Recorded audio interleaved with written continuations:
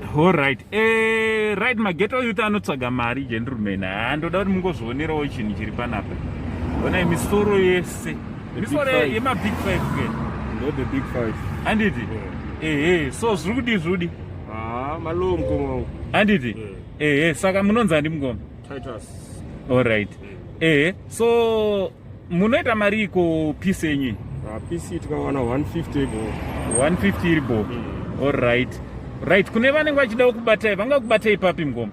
0775 512 233. Alright, dzokorai futi 077 55 122 okay 33. Alright. So ndezvipi zvimwe zvamunoita besides piece inoi? Akasiyana siyana. Alright. Mazimbabwe bedi nazvo zvese izvozvo. Alright. Zvototi munhu akada kamini mbuya nehanda ungati kari pamusoro apo mogona kutomuvezera. Zvakanaka. Serious? Zvakanaka.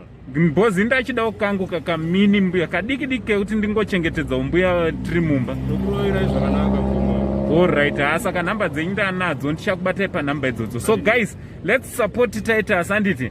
Ona basa raari kuita murume uyu. Risi basa rekutambe. Let's support this man. Ngationeiwo basa riri kuitwa nemurume uyu tomusapota. Alright, maita basa mukoma. Thanks mukoma.